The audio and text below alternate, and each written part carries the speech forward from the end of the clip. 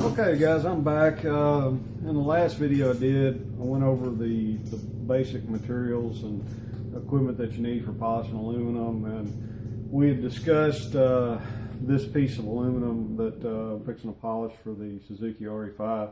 And if you remember the last video, this thing was pretty corroded, had a lot of just white scale on the outside of it. So I degreased it. Took a brush to it and got as much of the loose stuff off as I could. But you can still see that it's still got a lot of pitting, a lot of discolored areas, and just still a lot of scale left on it. So what we're going to do is we're going to start with our sandpaper.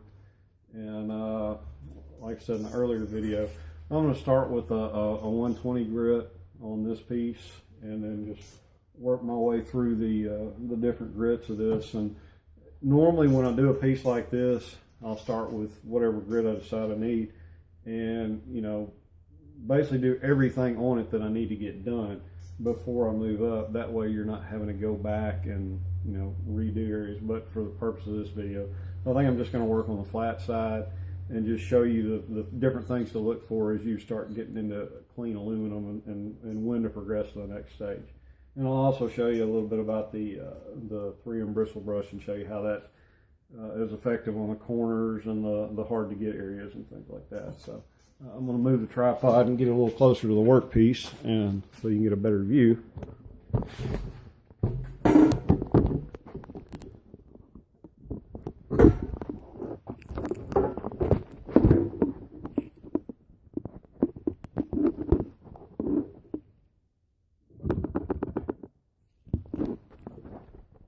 Get my tripod to cooperate there.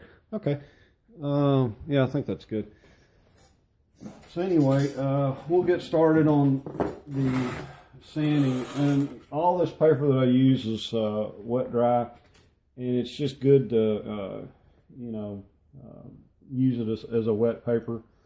It just helps the paper from sticking and keeps it lubricated. I use water. I've seen people use like a WD-40, and I guess you could use that. I just typically keep a little bucket of water on there, and I always put it on a rag or something like that to soak up the excess water. You don't need a lot of water, just enough to kind of coat the paper. And like I said, I always try and use a sanding block as much as I can. Obviously there's places on here that we're not going to be able to do that, but for this demonstration we'll just concentrate on the top surface of this and go from there. So when using this 120, it's going to cut pretty quick, and you can already see that there's some areas that are going to start brightening up. And I'll do a little bit more, and then I'll show you an example and rinse the piece off. All right, you can see that a lot of that is already starting to shine up, but in the middle there you can see that those dark areas. And that's what I was talking about. That's the aluminum oxide. Aluminum is very porous, especially cast pieces. So that oxide layer could go pretty deep into this material. You've got to get all that off. You got to get what you're looking for. As you can see, these cleaner white areas around here, that's what you're shooting for. If you just leave those dark splotches in there and go over to the buffing wheel and try and get that out, you're going to spend a lot more time than you need to trying to get this to a mirror finish. And it's also going to leave uneven lines around there, because the wheels are going to attack, and the compounds are going to attack the clean areas quicker than it's going to attack the oxide areas. So you're going to have high and low spots from where the wheels make different depths of cut there. So it's better to go ahead and get all that out that you can in this stage before you move it on down the line. So let me work on that a little bit more. And then periodically just wet your sandpaper and keep on going.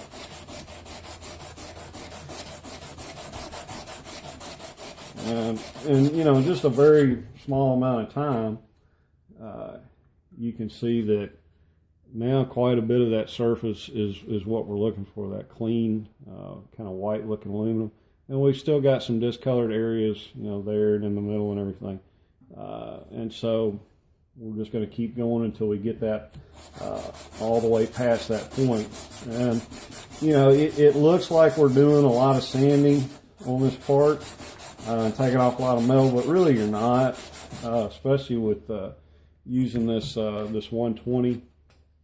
It's a fairly coarse sandpaper, but you're not removing just a ton of metal off this part. And this is where it just gets into being patient, get comfortable with where you're working, you know, good lighting, and just take your time with it. If you get tired of messing with it, walk away for a while, take a break, and come back to it. But this is where the difference between a you know, show quality part and just something that looks halfway shiny is gonna come into play, because you really need to take your time in this step. So now you can see that most of the areas are gone now. Still got a little bit left in the middle there. We're going to work on that a little bit more. And then once we get that down to pretty much where it's gone, then you can shift gears on your sandpaper and go to your finer grits. Like I said, just for demonstration purposes, I'm not going to do this whole part, just the top flat area of it, just to show you the difference of what you're going to get into. And each stage of this, you know, this is the worst part right here, is getting this initial corrosion off, and then the latter stages of sandpaper are going to go quicker. It's not going to be as hard to get it down, because then all you're trying to do is remove the scratches that you put into the piece. And I'll move it around and show you. You can see the vertical lines that the scratching that's caused by using that rough sandpaper. Pretty much got most of it done. A little bit left right there. We'll work a little bit more on getting that out.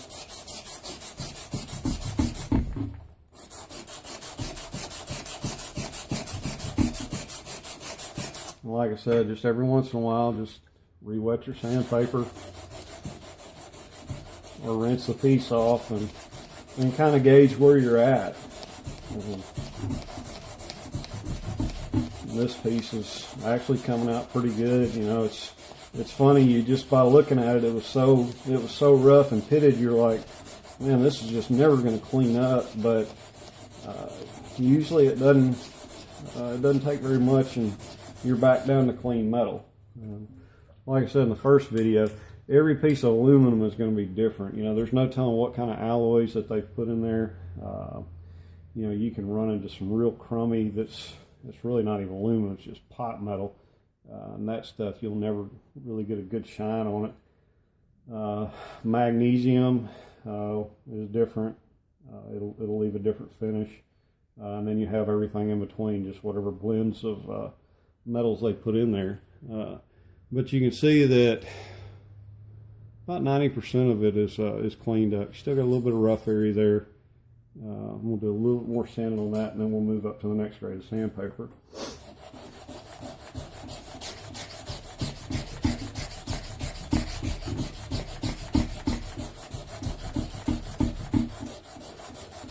And then you can see, you know, I can get this edge, that edge, you know, some of that with this, and also I can make some of the contoured marks are there.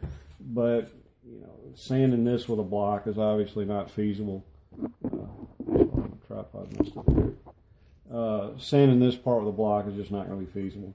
And I'll also demonstrate how I kind of cheat around that a little bit with the roll-lock disc, and show you how that works. But this piece now, I want to say is good enough to go to the next level.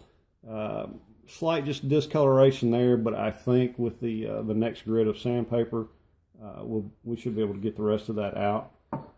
So we'll switch from the 120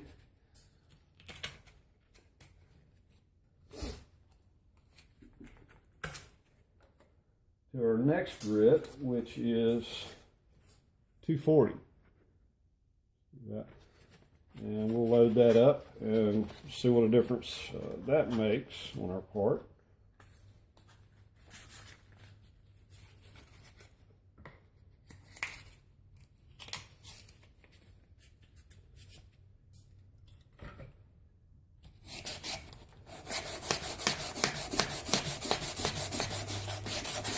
And you can already tell, and that's a pretty big jump in paper, but it's still, you know, within reason as far as going from the 120 to the 240.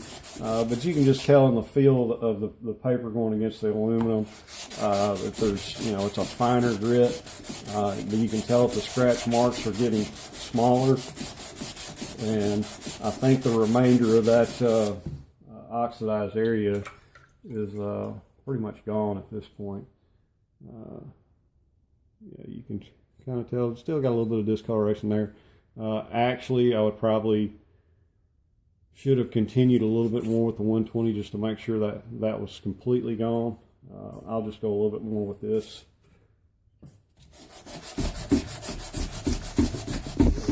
And another good thing about having a rag down on top of this, they tend to hold up better than like a paper towel.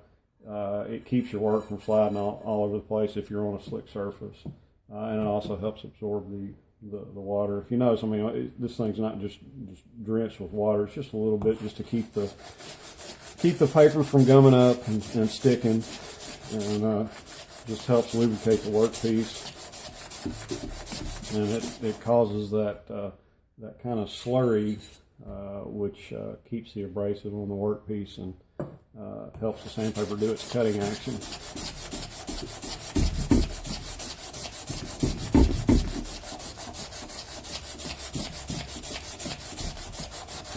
All right, so that should be pretty good for the for that level of paper. If you can see, that's pretty much everything that's gone out of there. Just a few little peck marks, but for the purpose of this video, I'm just going to speed it along and keep on going. Now, before I get too far into this, if you are going to use any of these types of discs on something that's this badly pitted, go ahead and do it now or in the first stage of the paper, because if you get any kind of bleed over into this, you're gonna leave some marks that may be a coarser scratch than that level of paper. So, and I'll just show you real quick how the roll-out does.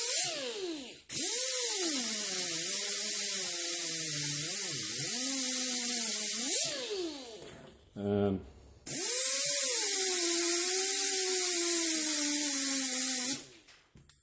always use safety glasses with any type of sanding disc like this. But you can see that, especially in that little area, it really did a good job of getting in there and taking all that corrosion down. And it leaves a pretty good finish. I'm going to say that from that point you could probably step up into the 220 grit sandpaper and your scratch lines would match up fine. And but in just that small amount of time, I took all that down to good clean aluminum, whereas on this, just by hand, you know, it took me quite a bit longer. So it's a real time saver, but definitely be cautious around your edges. It can erode the edges really quick. And, you know, make some dig marks in it. So just try and blend that in as best you can.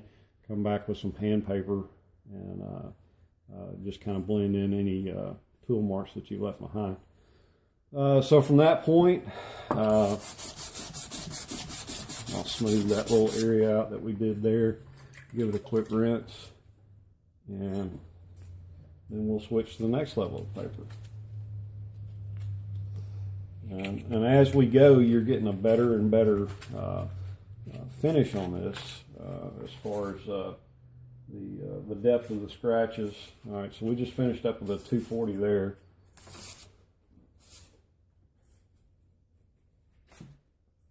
From there, we're going to go to a 320 paper.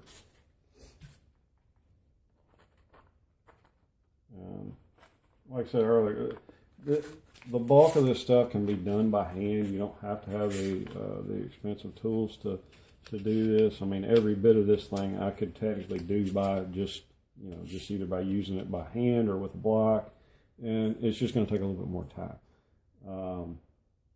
And sandpaper is cheap. I mean, this stuff is like 30 cents a sheet or something like that. and you can typically get four strips out of a full sheet of sandpaper. And this sandpaper will probably just one sheet of this paper, if you use it correctly and keep it clean, will probably do most of the side covers on this project bike that I'm doing right now. So it's very, very cheap as far as consumables. All right, so we'll do the same thing with this. Just take a few passes over it with this, and you can kind of feel the sandpaper get down to as fine as it's going to go as far as working out the scratches at this layer. And it goes from you can feel it in the pad itself. It goes from where it's you can feel a lot of the abrasiveness going on, taking those heavier scratches out, and then you can hear it and you can also feel it. It gets smoother and quieter as you progress through it and get it to a shinier level. You'll notice, I'm not spending a lot of time on each one of these now that we've got all the corrosion out. So if you can see that, still a little bit of just fine scratches now, just left over from that. And that's pretty much it for that level.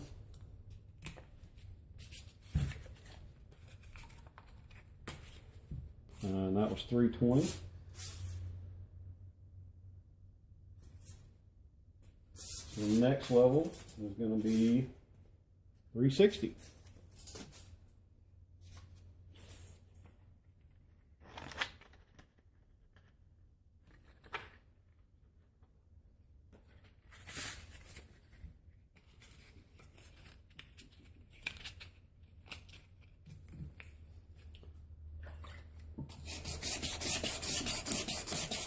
And it's, especially with this being new paper, it's kind of stiff at first. Once you go over it a few times, you can feel it loosen up. And the paper is actually knocking down all the ridges from the 320 scratches left behind.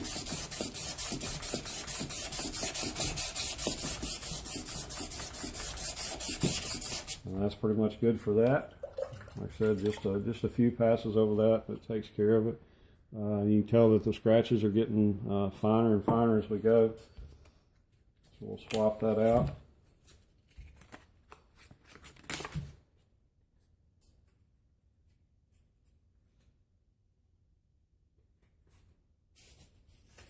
Next level we have is a 400. And now you'll start getting into a noticeably better surface condition as far as shine.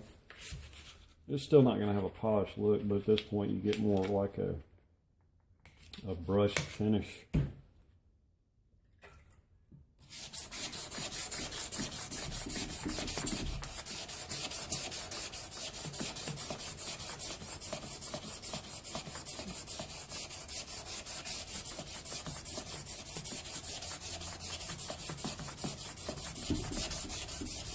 And like I said, if you were really doing this piece for completion, you would go ahead and finish the whole part for whatever grit you're working on at that time. And that way you don't have to go back, because in this piece, after I do this, I'm going to have to go back and there's going to be some transition lines with the starting point, the 120 grit, that I'm going to have to clean up. But just for demonstration purposes, you get the idea. All right, so that was 400. From 400, we'll move to 600.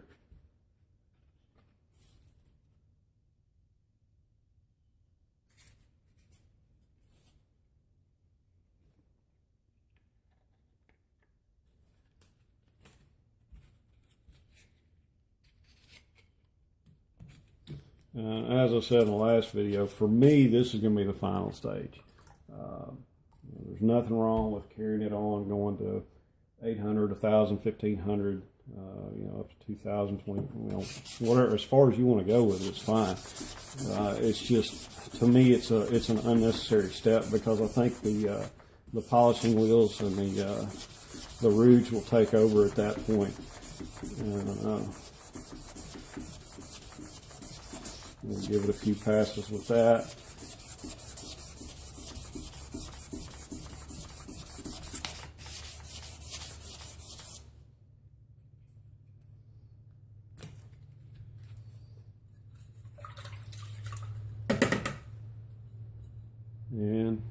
see that the scratch marks are pretty much the same depth, same size.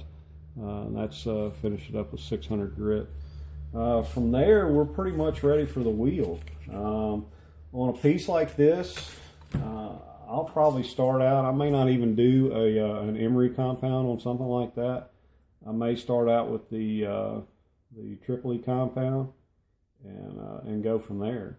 And so what I'll do is I'll move the tripod and set it up on the buffer wheel, and we'll just do the sample polish on just this area just to show you how it turns out.